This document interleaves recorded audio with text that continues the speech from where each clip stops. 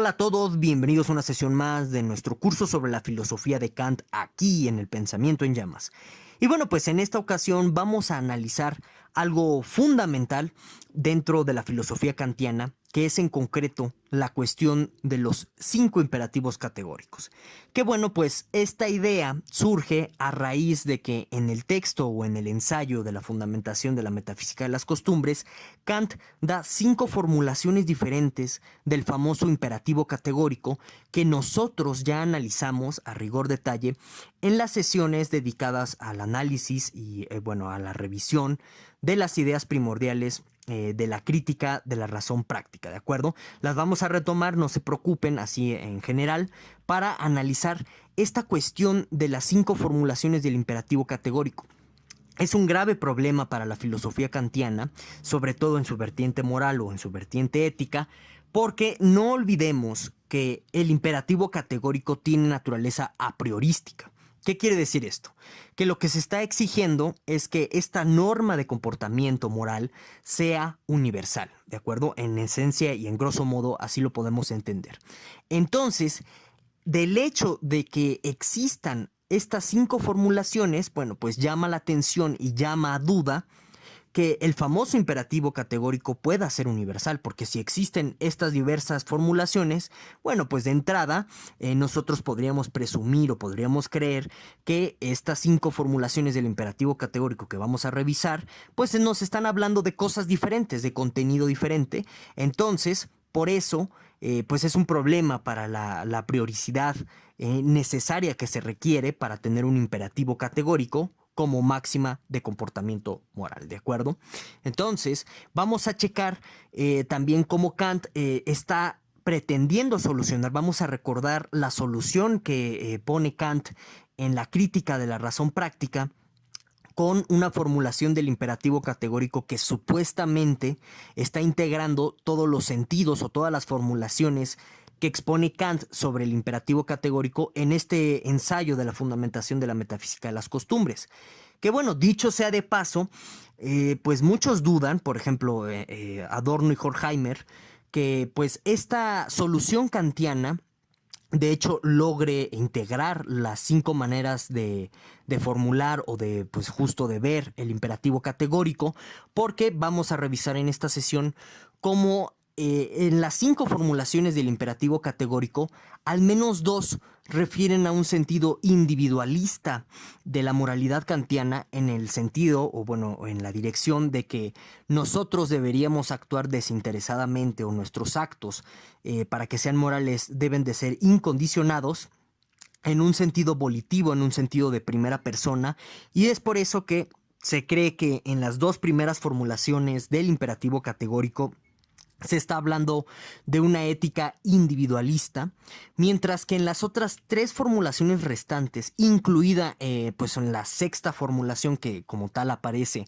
en la crítica de la razón práctica, ya se estaría hablando de una moralidad universalista, comunitarista y sobre todo globalista.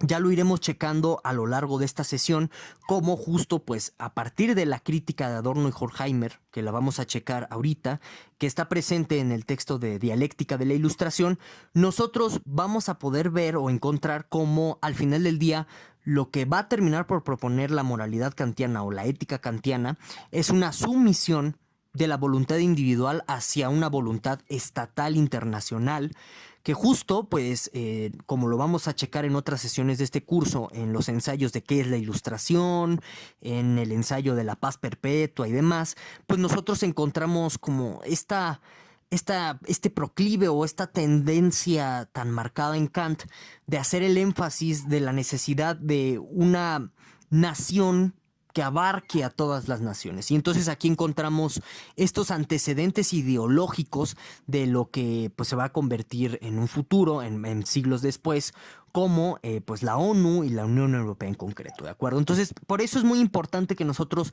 prestemos mucha atención al tema de las 5 formulaciones, ¿de acuerdo? Y bueno, pues aquí en pantalla ustedes van a poder ver pues las famosas 5 formulaciones del imperativo categórico que aparecen en el texto de la fundamentación de la metafísica de las costumbres, ¿de acuerdo? Y bueno, pues estas 5 formulaciones es un screenshot de la página de Wikipedia.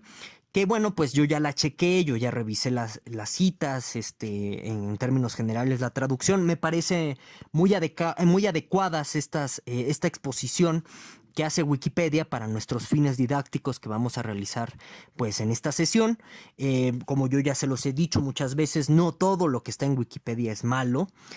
Quizás los datos a veces que vierte Wikipedia son útiles, nos pueden ser útiles, por ejemplo en términos de citas, fechas y demás.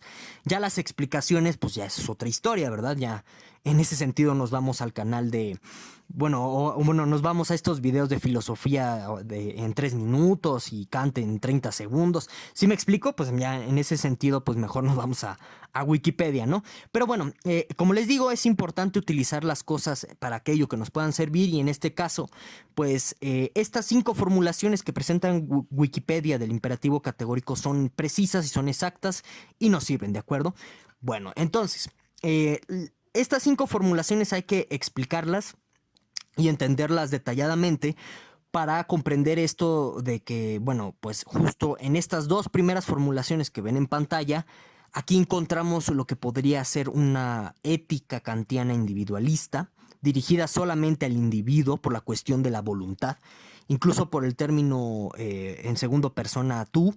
¿Sí? Es una formulación del imperativo categórico dirigida a un individuo en concreto, mientras que las otras 3 formulaciones ya nos están hablando en términos de una universalidad comunitarista que pues tiende a estos aires pues globalistas propios de las instituciones internacionales como la ONU, como la Unión Europea, ¿de acuerdo? Entonces lo vamos a analizar a detalle, comenzando por supuesto con la primera formulación del imperativo categórico que aparece en el ensayo de la fundamentación de la metafísica de las costumbres. Esta formulación conocida como la formulación de la ley universal, ¿no? Así se conoce entre algunos círculos de especialistas de la obra kantiana, ¿no? Entonces, en ese sentido, hasta las denominaciones que pone aquí Wikipedia son correctas. Bueno, entonces, ¿qué nos dice esta primera formulación del imperativo categórico?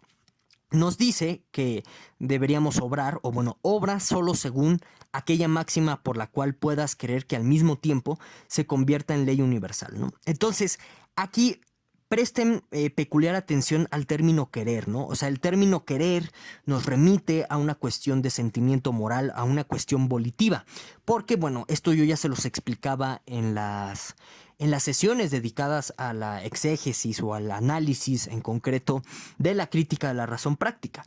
Lo que está en pugna, o bueno, a lo que se quiere oponer Kant en primera instancia, es a una consideración de la ética o a una formulación de la moralidad a partir de términos egoístas o de términos subjetivos, como bueno, pues al final del día termina siendo Hume, ¿no? Donde, por ejemplo, Hume está analizando la moral o tiene una consideración de la moralidad a partir de las pasiones. Hume ve a la moralidad como también un instrumento de nuestras pasiones, también así ve a la racionalidad Hume, de tal suerte que, pues, por ejemplo, Hume termina proponiendo una moralidad dentro de nuestras propias limitaciones pasionales, por lo que, bueno, pues Hume descarta de inmediato pues ciertas moralidades que de pronto podrían ser muy exigentes dada nuestra pues debilidad pasional que tenemos como seres humanos, ¿no? Esa es la propuesta humeana. A Kant no le gusta para nada. Kant cree que si de pronto pues vamos por ese camino en términos de moralidad o de ética, pues vamos a llegar a un caos porque de pronto la cuestión de qué consideramos como lo bueno, como lo malo, se va a subjetivizar a tal grado que se relativiza, entonces cada quien contiene una consideración diferente de qué es la moralidad, de qué es lo bueno, qué es lo malo, y eso nos lleva al caos, ¿no? Entonces, a Kant no le gusta para nada eso, pero es interesante que ustedes observen, de nuevo, ¿no? El énfasis que les hago en este término de querer, porque está apelando a cuestiones volitivas, a cuestiones pasionales, Kant, en esta primera formulación del imperativo categórico, pero lo fusiona o lo pone de mano con la racionalidad de tal suerte que se convierta en algo racional el que nuestros actos, ¿sí? Se universalicen siempre que nosotros deseamos o deseemos vivir en un mundo donde esos actos sean universales. ¿A qué nos referimos con esto? Un ejemplo nos puede aclarar muchísimo qué nos está diciendo esta primera formulación. Por ejemplo, ¿por qué nosotros no deberíamos robar? Bueno, porque no desearíamos, ninguno de los aquí presentes, quiero creer, vivir en un mundo de rateros donde todo el mundo robe. Entonces, noten cómo aquí el imperativo categórico se entiende en términos volitivos, de nuevo, en primera persona. Sigue siendo el imperativo categórico dirigido simplemente a nuestra capacidad individual como personas de que nosotros rechacemos ciertas conductas inmorales o ciertas conductas que se consideran malas moralmente hablando, porque nosotros no desearíamos un mundo en donde pues toda la gente actuara moralmente mal, ¿de acuerdo? Pero es importante ese énfasis que les hago, ¿no? El hecho de que sea expuesto en términos volitivos, uno, y en términos de primera persona. Eso es algo muy importante. Ahora, nos vamos a la segunda formulación del imperativo categórico. Es muy interesante. Nos dice, obra como si la máxima de tu acción debería tomarse por tu voluntad, ley universal de la naturaleza. Y de nuevo, aquí lo interesante es el término tú y el término voluntad, ¿no? Porque de nuevo nos está hablando aquí de un imperativo categórico en términos individualistas, en términos de primera persona, ¿de acuerdo? Y bueno, aquí la idea es que va muy al son o va muy compaginada con la primera formulación del imperativo categórico, pero aquí lo interesante también es el énfasis que pone Kant en la formulación con respecto a la cuestión de la ley universal de la naturaleza, ¿no? Aquí ya nos está hablando de que nuestra voluntad desearía no nada más un mundo en donde pues las personas no deberían de actuar de cierta forma, sino que también nuestra voluntad debería desear un mundo en donde la moralidad fuera parte del orden de la naturaleza, ¿sí? De tal suerte que podríamos reflejarlo en leyes de la naturaleza, como si fueran leyes de la física, etc. Entonces, eso es algo interesante. Mucha gente se suele confundir aquí porque creen que, por ejemplo, Kant comete una especie de falacia naturalista al pasar de elementos normativos a elementos descriptivos. Esto de la falacia naturalista ya les he hablado muchísimo aquí en videos del pensamiento en llamas, pero pues no, nada que ver. En realidad es muy alegórico, muy metafórico esta segunda formulación del imperativo categórico. Pero de nuevo es importante que observen ese énfasis, ¿no? O sea, es un actuar dirigido o una moralidad dirigida en primera persona y que apela a cuestiones volitivas. Eso es muy importante. Bueno, entonces pasamos ahora a la tercera formulación del imperativo categórico, la fórmula de la humanidad, que nos dice, obra de tal modo que uses a la humanidad, tanto en tu persona como en la persona de cualquier otro, siempre al mismo tiempo como fin y nunca siempre como medio. Entonces, esta tercera formulación, para empezar, ya nos habla en términos universales, en términos comunitarios, si ustedes se pueden dar, porque aparece el término humanidad, ¿de acuerdo? De una forma muy explícita. Y claramente, pues aquí en la tercera formulación no podemos encontrar la famosa idea de la dignidad kantiana. Esto yo ya lo había explicado en estas sesiones ya aludidas, porque bueno, pues la idea de la dignidad kantiana lo que nos dice es que debemos tener en cuenta a los demás, a las personas como fines, jamás como herramientas para satisfacer nuestros propios fines egoístas, ¿de acuerdo? Entonces, aquí podemos encontrar un claro elemento del imperativo categórico que tiene que ver con el incondicionamiento, ¿no? ¿Qué quiere decir esto del incondicionamiento? Bueno, pues simplemente lo que nos dice es que nuestro actuar va a ser moral siempre que tengamos o que siempre que actuemos de manera por completa desinteresada, sin que eso implique que terminemos por usar a las personas como herramientas para satisfacer nuestros propios intereses, ¿de acuerdo? Pero noten esto algo muy importante, ¿no? El término humanidad, que de nuevo está hablándonos ya de una colectividad, de un comunitarismo, algo que no está presente de forma explícita en las otras dos formulaciones del imperativo categórico, ¿de acuerdo? Ahora, pasemos a la cuarta formulación del imperativo categórico, que se conoce como la fórmula de la autonomía, ¿no? Que reza así: que no es, está mal redactado ahí en Wikipedia, les falta el verbo, ¿no? Bueno, pero pues no importa, aquí se lo colocamos. El principio de toda voluntad humana debe ser considerado en términos de como una voluntad legisladora por medio de todas sus máximas universales, ¿no?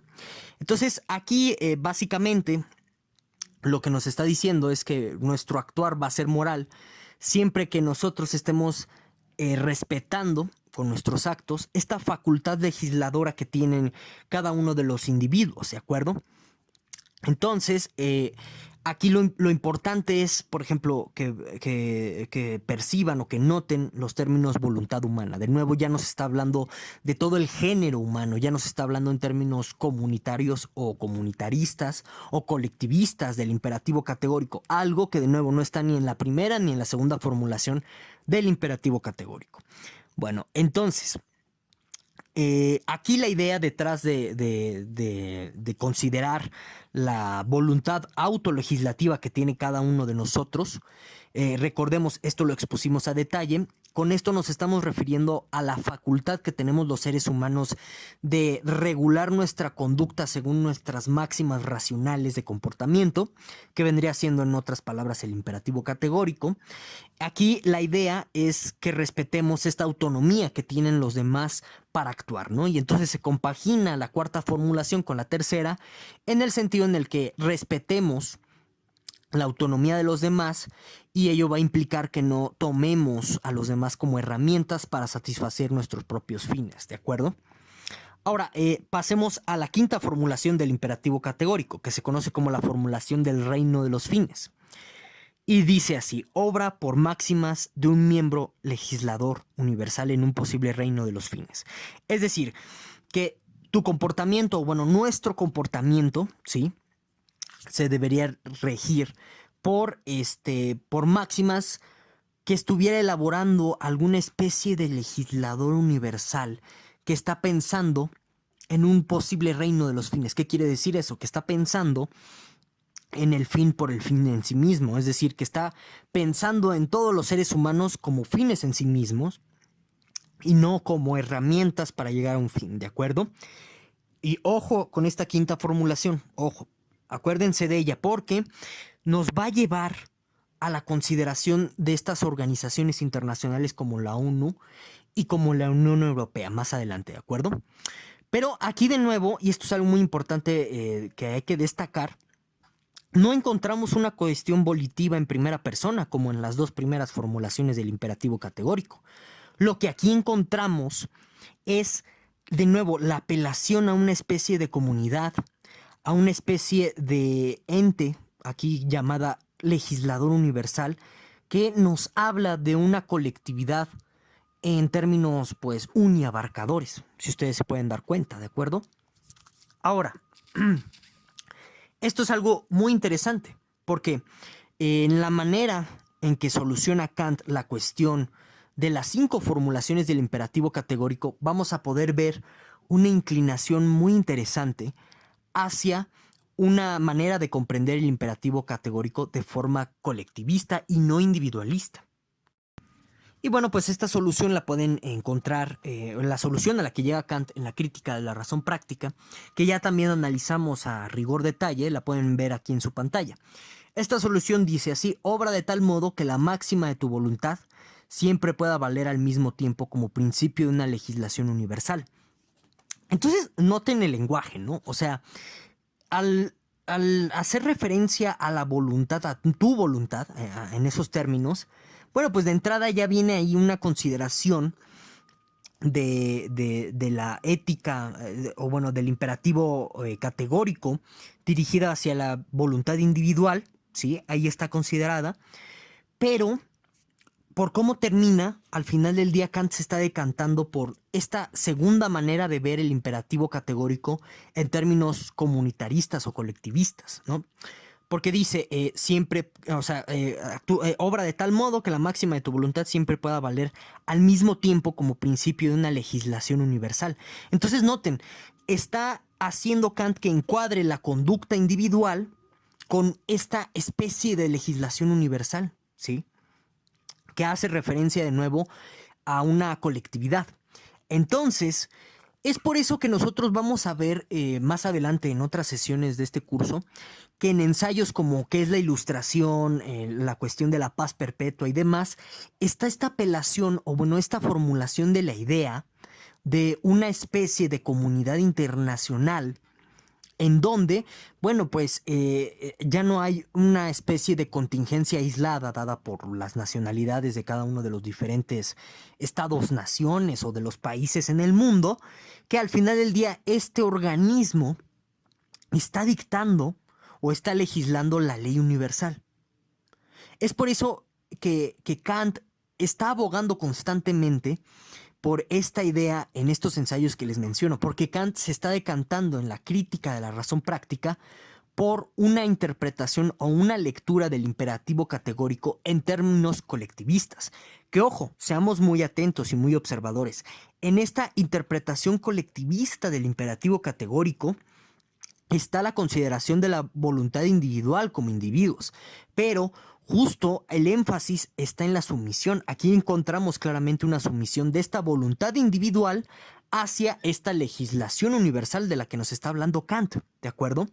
Entonces, es por eso que podemos ver también cómo Kant, al final del día, está tratando de evitar en la medida de lo posible un regreso a esta subjetivización de la moral que viene pues planteada o que se va a comenzar a desarrollar sobre todo en los países anglosajones a partir de pues la consideración moral que tiene Hume. Por eso también hay que verlo en este sentido. Kant no puede permitir o no puede darle énfasis a la lectura individualista del imperativo categórico, hacia una lectura que apele al sentimiento moral, ¿no? Al querer, ¿no? O sea, actúa de tal forma que quieras que tus actos se universalicen. No puede permitirse una lectura tan subjetivista, tan volitiva del imperativo categórico, porque si no es un regreso a la cuestión o a la consideración de la moralidad como, o bueno, desde el punto de vista de la subjetividad, ¿de acuerdo? Por eso también Kant se está terminando por decantar hacia esta interpretación colectivista del imperativo categórico, como les menciono.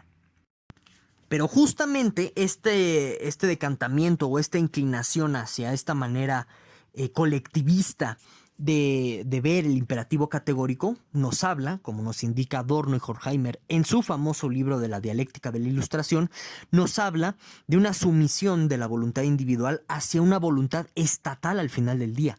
¿Y por qué es una voluntad estatal? Bueno, pues porque como vamos a ver en otras sesiones de este curso, tanto en los ensayos de qué es la ilustración y en los ensayos de la paz perpetua, se está hablando, como les mencionaba, de una organización o de una nación que sea todas las naciones. Entonces, por eso, esta sumisión, ¿no? Hacia la legislación universal que provendría de esta entidad, bueno, pues nos habla, en otras palabras, de que nosotros debemos renunciar a nuestra voluntad moral, a nuestro querer moral, hacia cómo nos gustaría que fueran los actos morales de los demás y también los propios, desde nuestro propio criterio subjetivo de la moralidad.